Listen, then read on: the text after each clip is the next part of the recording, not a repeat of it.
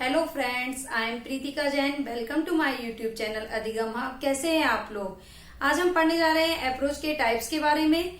इससे पहले मैंने जो वीडियो बनाया उसमें मैंने अप्रोच, मेथड और टेक्निक्स के बारे में बताया है। आप वहां जाके उसे देख सकते हैं। लिंक मैं आपको डिस्क्रिप्शन में दे दूंगी और काफी मैंने डिटेल से एक्सप्लेन किया है। आज हम अप्रोच के टाइप्स पढ़ेंगे और अगर आपने मेरे चैनल को सब्सक्राइब नहीं किया है तो सब्सक्राइब कर लीजिए। आइए स्टार्ट करते हैं। स्टार्ट करने से पहले मैं थोड़ा सा आपको अप्रोच के बारे में बता देती हूँ कि अप्रोच होता क्या है। अप्रोच में ये बताया जाता है कि व्हाट टू टीच, क्या पढ़ाया जाए, या फिर कहें कि it describes the nature of subject matter. Subject matter के जो नेचर है उसे ये डिस्क्राइब करता है, या फिर कहें कोई भी जो हमारा कंटेंट है या जो सब्जेक्ट मैटर है या जो भी टॉपिक हम पढ़ाने वाले हैं तो वो क्या होता है, अप्रोच। और अगर आपको डिटेल में जानना है तो लिंक आपको डिस्क्रिप्शन में मिल जाएगा। अब हम इसका फर्स्ट टाइप देखते हैं, structural approach. It is also known as oral approach और न्यू अप्रोच। यानी इसे ओरल अप्रोच कहते हैं और न्यू अप्रोच भी कहा जाता है। तो एग्जाम्स में इन नाम मतलब ये भी पूछा जा सकता है कि न्यू अप्रोच किसे कहा जाता है, तो इसलिए हमें इसके जितने भी नाम है तो इस तरीके से स्ट्रक्चर को ओरल और न्यू अप्रोच भी कहा जाता है। फिर आता है बात कि इसका सबसे पहले यूज कहाँ हुआ, मतलब कहाँ इसे एस्टेब्लाइज हुआ इसका, तो वो कह सकते हैं कि लंदन में सबसे पहले हुआ था। और इन इंडिया अगर हम बात करें तो used in Chennai. First of all जो यूज हुआ वो हुआ चेन्नई में। फिर उसके बाद जो ये कहें कि पॉपुलरिटी इसको मिली या फिर कहेंगे जो पॉपुलराइज्ड हुआ वो हुआ CIE हैदराबाद में, यानी central institute of education Hyderabad. ये भी पूछ लिया जाता है, ये मोस्ट इम्पोर्टेंट है कि हैदराबाद में कौन सा इंस्टीट्यूट है, तो ये एग्जाम्स के हिसाब से देखें तो काफी अच्छा क्वेश्चन है। स्ट्रक्चर और pattern is unit of teaching. इस अप्रोच में जो यूनिट ऑफ टीचिंग यानी टीचिंग के लिए कहें कि जो इम्पोर्टेंट एलिमेंट या इम्पोर्टेंट जो बेस बताया गया है वो बताया है स्ट्रक्चर, या फिर कह सकते हैं हम इसे पैटर्न। अब जानते हैं कि स्ट्रक्चर होता क्या है, यानी कह सकते हैं हम जब specific arrangement and order of words and phrases that convey to a meaning, यानी कह सकते हैं कि जब अरेंजमेंट और ऑर्डर किसका, वर्ड्स और फ्रेजेस का जब क्रम, जिन्हें क्रमबद्ध तरीके से जो कि एक मीनिंगफुल हो, जो कि एक अर्थ प्रदान करे, तो वो होता है स्ट्रक्चर।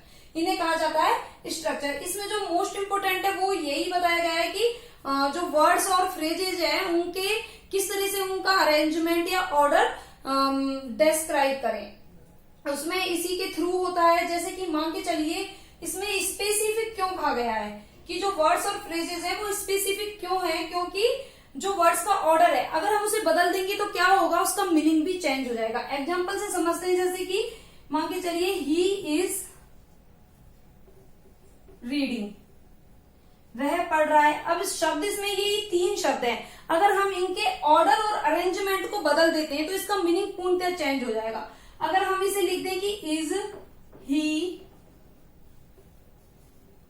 रीडिंग, तो क्या हुआ, क्या वह पढ़ रहा है, और उसमें हुआ कि वह पढ़ रहा है। वही 3 शब्द है, लेकिन क्या किया हमने, उनके अरेंजमेंट या फिर ऑर्डर को बदल दिया तो उसका मीनिंग भी बदल गया। तो यही होता है एक तरीके से स्ट्रक्चर। स्ट्रक्चर में क्या बताया जाता है, सेंटेंस किस तरीके से बनेंगे, वर्ड्स और जो फ्रेजेज हैं उनका अरेंजमेंट किस तरीके से होगा।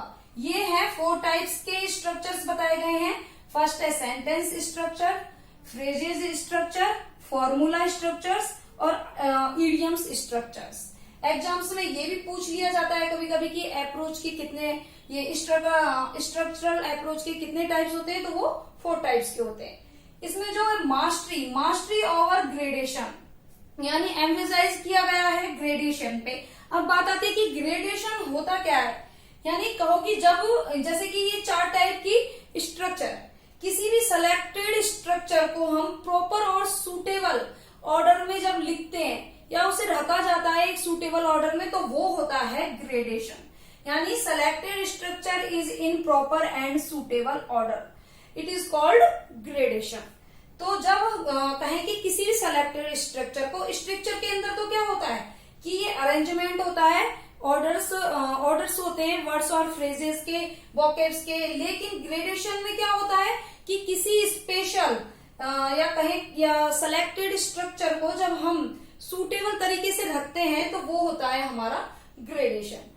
अब बात आती है कि इसमें एम्फेसाइज ऑन स्पीच एस्पेक्ट। इस अप्रोच में जो स्पीच एस्पेक्ट है उस पर काफी बल दिया गया है। अपॉर्चुनिटीज फॉर ड्रिल वर्क, क्योंकि इसमें काफी वो है कि स्ट्रक्चर बनाओ, सेंटेंसेस बनाओ, वर्ड्स, वोकैब, फ्रेजेस के ग्रेडेशन और सिलेक्शन पर काफी ज्यादा एम्फेसाइज किया गया है। तो उससे क्या है कि ड्रिल वर्क यानी अभ्यास कार्य की अपॉर्चुनिटीज ये अप्रोच काफी देता है। फिर आता है कि कीप स्टूडेंट्स एक्टिव। इसमें जो टीचर की एक्टिविटीज हैं उससे ज्यादा स्टूडेंट्स की एक्टिविटीज को इम्पोर्टेंट माना गया है। इसीलिए कह सकते हैं कि इट कीप्स स्टूडेंट्स एक्टिव, कि स्टूडेंट्स को एक्टिव रखता है। और एक बात और ये कि ये जो अप्रोच है वो लो लेवल के, मतलब कह सकते हैं कि जो छोटे बच्चे उनके लिए तो काफी यूजफुल है, लेकिन अगर हम हायर लेवल पर जाते हैं तो उनके लिए ये इतना यूजफुल नहीं है। क्योंकि अब जैसे कि मान के चलिए ग्रामर हुई, प्रोनाउंसिएशन हुआ, तो हायर लेवल पर उनको स्ट्रक्चर अप्रोच के थ्रू हम नहीं पढ़ा सकते। तो इसलिए ये हम डीमेरिट्स कह सकते हैं स्ट्रक्चर अप्रोच का, कि इसे हाई लेवल पर अप्लाई नहीं किया जा सकता। इससे हम कुछ एक टॉपिक्स तो पढ़ा सकते हैं, लेकिन अगर हम बात करें ग्रामर की, प्रोनाउंसिएशन की, पोइट्री की, तो उन्हें नहीं पढ़ाया जा सकता। तो अब हम नेक्स्ट अप्रोच देखेंगे। सेकेंड है सिचुएशनल अप्रोच। जैसे कि नाम से ही पता चलता है अकॉर्डिंग टू सिचुएशन, यानी क्लास में ऐसी सिचुएशन क्रिएट करना जिससे बच्चा इजिली लर्न कर सके। हमने जो पहले पढ़ी थी स्ट्रक्चर, तो they are used together. Structure और जो सिचुएशनल अप्रोच है इनको एक साथ यूज कर सकते हैं हम। जैसे कि sentences are framed according to situation in class, यानी जो स्ट्रक्चर में क्या कर रहे थे, सेंटेंसेस, फ्रेजेस वगैरह का जो स्ट्रक्चर हो रहा था, जब हमको उनको प्रेजेंट करेंगे तो किसके अकॉर्डिंग करेंगे, क्लास में कैसी सिचुएशन है, बच्चों के अकॉर्डिंग, क्लास की सिचुएशन के अकॉर्डिंग उनको प्रेजेंट किया जाता है। यानी presentation of structure under particular situation, यानी जो क्लास में विशेष तौर पर जैसा सिचुएशन है एक रियलिस्टिक सिचुएशन क्रिएट कर देना ताकि बच्चा आसानी से लर्न कर सके। लर्निंग बाय प्लेइंग अप्रोच, इसमें क्या होता है कि जो बच्चा है वो लर्निंग करता है किसके थ्रू, प्लेइंग, यानी खेल खेल में सीखता है। तो इसे हम लर्निंग बाय प्लेइंग अप्रोच भी कहते हैं। Several examples are given on one language material in different situations, यानी एक लैंग्वेज मटेरियल है उसके ऊपर बहुत सारे एग्जाम्पल्स दिए जाते हैं क्लास में, वो भी अलग अलग सिचुएशन में, यानी जिस सिचुएशन में बच्चा बहुत अच्छे से समझ सके उस सिचुएशन के अकॉर्डिंग ही एग्जाम्पल देकर बच्चे को लैंग्वेज मटेरियल को समझाया जाता है। Create real situation by use of maps, pictures, drawings and various objects. इसमें क्या कहता है कि एक ऐसी रियल सिचुएशन क्लास में बना दी जाती है, यानी बच्चों को मान के चलिए कि हम कोई एलिफेंट पढ़ा रहे हैं तो बच्चे के सामने एलिफेंट का मॉडल प्रस्तुत कर दिया। अगर मान के चलो हम अर्थ के बारे में बता रहे हैं तो हम चार्ट पे या फिर अर्थ का मॉडल हो गया, फिर पिक्चर्स हो गई, ड्राइंग हो गई, उनके द्वारा बच्चों को सिखाते हैं। तो उससे क्या है कि बच्चों में क्रिएटिविटी आएगी, क्योंकि जब हम उन्हें पिक्चर्स, ड्राइंग के द्वारा सिखाएंगे तो इससे क्या होता है क्लास में एक रियलिस्टिक सिचुएशन क्रिएट हो जाती है।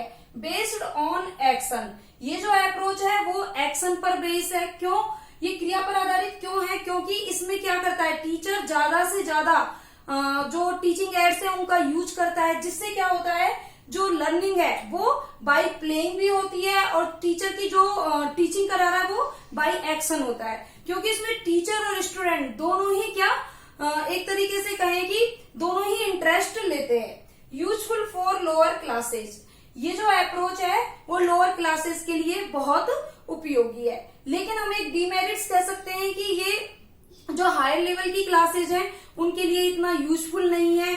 और फिर ये कह सकते हैं कि पोएट्री हो गया, प्रोज हो गया और कंपोजिशन हो गया, उनको हम इस अप्रोच के थ्रू नहीं पढ़ा सकते, क्योंकि हमेशा अगर हम हर चीज को सिचुएशनल अप्रोच के थ्रू पढ़ाने लगेंगे तो सिलेबस कंप्लीट करने में भी एक प्रॉब्लम आ जाती है। तो ये इसके कुछ डीमेरिट्स भी हैं। नेक्स्ट हम देखेंगे, नेक्स्ट है हमारा कम्युनिकेटिव अप्रोच। कम्युनिकेटिव अप्रोच यानी कम्युनिकेशन, जैसे कि इसके नाम से पता चलता है, यानी इस पे कम्युनिकेशन में एम्फेसाइज किया गया है। Communication is a specific skill, जो कम्युनिकेशन है वो एक स्पेसिफिक यानी कहें एक विशिष्ट कौशल है। Use of language has to be achieved through communication, यानी कम्युनिकेशन के द्वारा हम क्या है कि लैंग्वेज के यूज को अचीव कर सकते हैं। यानी हम जितना कम्युनिकेट करेंगे तो क्या होगा कि जो लैंग्वेज के यूज में हम उतने ही माहिर होते जाएंगे। It is centred and students oriented. एक तो ये सेंटर्ड है, जो ये कम्युनिकेटिव अप्रोच है ये सेंटर्ड अप्रोच है, और स्टूडेंट्स ओरिएंटेड, इसमें जो क्या है स्टूडेंट्स ओरिएंटेड है, स्टूडेंट्स ज्यादा से ज्यादा कम्युनिकेट करे। इस अप्रोच को उसी तरीके से बनाया गया है कि इसमें स्टूडेंट्स ज्यादा से ज्यादा लैंग्वेज को यूज कर पाए। अब जैसे कि यहाँ पर एक बात आई थी यूज ऑफ लैंग्वेज, तो मैं ये बताना चाहूंगी कि लास्ट ईयर्स के जो क्वेश्चन पेपर है सीटेट में, उसमें एक क्वेश्चन आया था कि कम्युनिकेटिव अप्रोच एम्फेसाइज ऑन, और उसका आंसर था यूज ऑफ लैंग्वेज। यानी जो ये अप्रोच है इसमें जो सबसे ज्यादा एम्फेसाइज किया गया है वो किया गया है यूज ऑफ लैंग्वेज, यानी भाषा के उपयोग पर। It develops oral skill through communicating, यानी कम्युनिकेटिंग के द्वारा क्या है, जो कौन सा स्किल से डेवलप होगा वो होगा ओरल स्किल, क्योंकि जितना हम कम्युनिकेशन करेंगे उतना ही क्या है कि हमारा ओरल स्किल यानी बोलने का जो कौशल है वो डेवलप होगा। फिर बात आती है कि based on practical and functional utility. जैसे कि आप सबको पता है कि अप्रोच एक एक्सियोमेटिक है, यानी अप्रोच इज एक्सियोमेटिक, लेकिन यहाँ पर ये कम्युनिकेटिव अप्रोच किस पर बेस है, प्रैक्टिकल पर, यानी व्यवहारिक। जबकि अप्रोच कैसे होते हैं, सैद्धांतिक, लेकिन यहाँ पर व्यवहार के तौर पर बताया गया है, व्यवहारिक है, क्योंकि जब हम लैंग्वेज का यूज करते हैं, जब हम कम्युनिकेट करते हैं तो वो उतना ही प्रैक्टिकल या व्यवहार में हमारे उतरता जाता है। फिर बात आती है कि फंक्शनल यूटिलिटी। जैसे कि मैंने बताया इसमें लैंग्वेज का यूज होता है, कम्युनिकेट करते हैं हम, तो वो फंक्शनल, यानी फंक्शनल क्या होता है, क्रियात्मक, तो वो क्रिया में हमारे व्यवहार में आता जाता है। तो हम कह सकते हैं कि it is based on practical and functional utility. Next है students can communicate their ideas through dialogues, debate, discussion and cultural activities. जो स्टूडेंट्स हैं वो अपने आइडियाज को या फिर कहें कि आइडियाज को एक्सप्रेस कर सकते हैं कम्युनिकेशन के द्वारा। किस तरीके से, जैसे कि वो डिबेट में पार्टिसिपेट करें तो उससे क्या होगा, डिबेट में पार्टिसिपेट करेंगे तो उनका ओरल स्किल डेवलपमेंट होगा। डायलॉग, जैसे कि प्ले का कोई आयोजन करते हैं तो उसमें डायलॉग्स होते हैं, तो डायलॉग्स बोलेगा तो उससे क्या होगा, कम्युनिकेशन बढ़ेगा। डिस्कशन हो रहा है, जैसे कि ग्रुप डिस्कशन रख लिया या फिर क्लास में स्टूडेंट्स का डिस्कशन हो गया, या फिर कोई भी जो कि कल्चरल एक्टिविटीज जिसमें कि कम्युनिकेशन करने का बच्चे को मौका मिले, तो उससे क्या होगा, लैंग्वेज को ज्यादा ज्यादा यूज कर पाएगा। फिर एक इसका डीमेरिट्स है वो ये है कि लेस स्ट्रेस ऑन ग्रामर, कि ये जो ग्रामर है वो उस पर बहुत कम जोर देता है। जो ये अप्रोच है वो सबसे ज्यादा जोर देता है कम्युनिकेशन पर, लैंग्वेज के यूज पर, लेकिन जो बात करते हैं ग्रामर की तो इस पर लेस स्ट्रेस, कम जोर दिया गया है। Communicate in classroom and out of classroom. इस अप्रोच में ये है कि जो बच्चा है वो क्लासरूम के अंदर तो कम्युनिकेट करे ही, साथ में वो बाहर भी अपने आइडियाज को एक्सप्रेस करे और लोगों से कम्युनिकेट कर सके। अब जैसे कि देखें तो इस अप्रोच के डीमेरिट्स में हम ये कह सकते हैं कि ये हायर लेवल के लिए भी उपयोगी तो है लेकिन उतनी ज्यादा नहीं है, और फिर इस अप्रोच को एप्लीकेबल करने के लिए हमें ट्रेंड टीचर की जरूरत पड़ती है। तो ये इसके कुछ डीमेरिट्स थे। नेक्स्ट है हमारा नेचुरल अप्रोच। जैसे कि नाम से पता चल रहा है इसमें बच्चा नेचुरल वे में, यानी आसानी से नेचुरली सीखता है।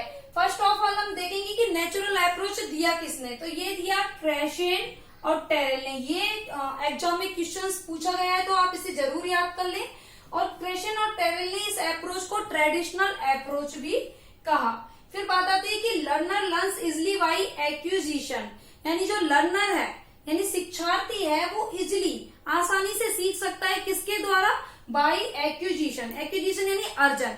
अब एक्विजिशन होता क्या है, कई बार इसकी डेफिनेशन पूछ ली जाती है, तो हम एक्विजिशन कह सकते हैं यानी immersive process of recall, correction and repetition, it is called acquisition. इसमें रिकॉल और रिपीटेशन की एक प्रोसेस होती है। एक्विजिशन यानी अर्जन, बच्चा खुद से अर्जित करेगा, वो जितना इंटरएक्ट होगा उतना वो स्वतः नेचुरल वे में अर्जन करेगा। एम्फेसाइज ऑन इंटरेक्शन एंड कॉम्प्रेhension, इसमें जो एम्फेसाइज किया गया है वो क्या है, फर्स्ट ऑफ ऑल इंटरेक्शन पे, कि जो टीचर के साथ बच्चा नेचुरल वे में, मतलब उस पे किसी चीज का जोर नहीं डाला जा रहा है, नेचुरल वे में जो वो जितना इंटरेक्ट करेगा टीचर के साथ तो उतना वो क्या है कि लर्निंग उसके लिए इजी बन जाएगी। फिर कॉम्प्रेंशन, कॉम्प्रेंशन से क्या है कि नेचुरल वे में बच्चे की क्या है समझ भी बढ़ेगी। एक होती है रटंत विद्या, तो इसमें रटने की जगह कॉम्प्रेंशन पर एम्फेसाइज किया गया है। फिर है कि less emphasise on grammar and accuracy, ये इसका एक हम डीमेरिट्स कह सकते हैं कि इसने ग्रामर और एक्यूरेसी यानी एक्यूरेट होना बहुत जरूरी है, लेकिन इस पे लेस एम्फेसाइज बहुत कम जोर दिया गया है इस अप्रोच में। और नेक्स्ट हमारी अप्रोच है एक्लेक्टिव अप्रोच। इसमें क्या है कि इसमें अलग अलग वेरियस अप्रोचेस को टीचर यूज करता है, यानी teacher uses various approaches and methodology to teach language, यानी लैंग्वेज को पढ़ाने के लिए या फिर कहें जो उसका कंटेंट विषय वस्तु है उसे पढ़ाने के लिए जो टीचर है वो अलग अलग अप्रोच को शामिल करता है इसमें, या फिर अलग अलग वो मेथड्स या मेथोडोलॉजी अपनाता है। और ये किस पे डिपेंड करती है, वो स्टूडेंट्स यानी लर्नर जो सीखने वाला है उसकी एम्स, उसके नीड, उसकी एबिलिटी, इस सब के ऊपर डिपेंड करता है। क्योंकि टीचर तो बहुत सारे अप्रोचेस को अपना रहा है, लेकिन वो क्या लर्नर की क्या इतनी कैपेबिलिटी है या नहीं कि वो उसे इजिली सीख लेगा, तो उसके लिए ये सारी चीजें उसके जो अप्रोचेज और मेथोडोलॉजी है वो इसमें डिपेंड करेंगे जो लर्नर है उसके नीड, एम्स और एबिलिटी में। ये मतलब कुछ खास अप्रोच नहीं है, इसमें ज्यादा कुछ याद करने की जरूरत नहीं है, बस थोड़ा सा ये है कि एक तो इसमें वेरियस अप्रोचेस और मेथोडोलॉजी आती है और जो कि लर्नर्स के एम्स और एबिलिटी यानी कैपेबिलिटी के ऊपर डिपेंड होती है। तो ये हमारे पांचों अप्रोच हमने समझे। अब बात आती है अगर हमसे पूछा जाए कि इनमें से बेस्ट अप्रोच कौन सा है, तो we can say that the best approach is the communicative approach, क्योंकि उसमें क्या है लैंग्वेज के यूज पर बहुत ज्यादा एम्फेसाइज किया गया है और फिर वो एक्सियोमेटिक ना होके क्या है कि प्रैक्टिकल है। तो गाइज मैंने आपको काफी अच्छे से एक्सप्लेन किए ये 5 की 5 अप्रोचेस। आई होप अब आपका कोई भी एग्जाम में आने वाला क्वेश्चन नहीं छूटेगा। So please like, share, subscribe and don't forget to press bell icon. Thank you.